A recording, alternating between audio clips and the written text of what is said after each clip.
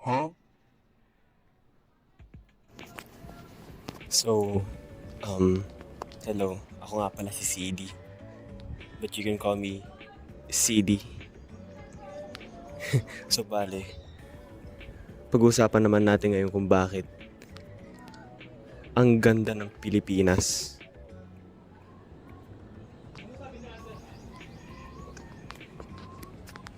Hindi daw!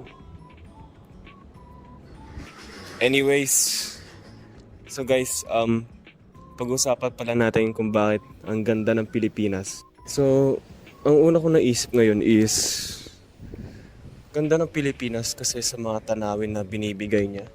Yun nabigay niya. So, bale, tingnan mo ba naman yung mga example na nakikita natin? Kunyari mga Boracay, yung mga all-time classics, mga Boracay, yung Banawe Rice Terraces, yung Bohol.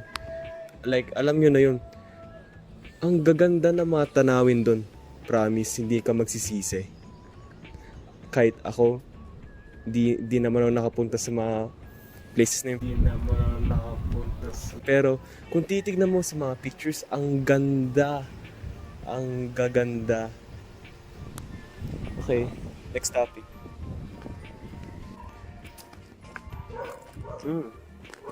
Nga. Sarap. Anyways.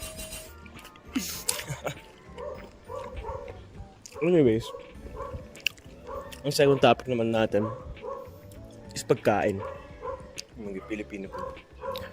Ang mga classic food dito is yung mga sinigang. Siyempre, one at the top. Sunod naman is yung mga adobo.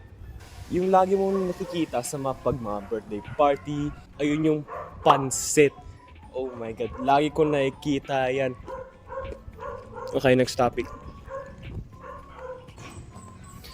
Okay, so speaking of parties, siguro naman narinig niyo na yung mga tambay sa kanto dyan na kumakanta sa karaoke o kaya mga video okay. Siyempre, 'di ba? At yun nga yung next point ko dito is yung mga pagkanta ng mga Pilipino or music in general.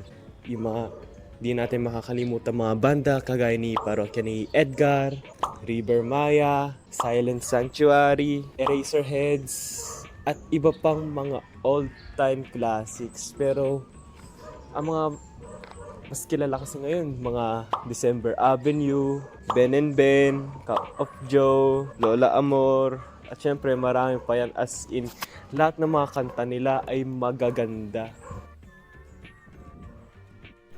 So, future CD here. So, bale, marami pa akong na-record para sa video na to. Kaso nga lang yung maximum is 3 minutes eh.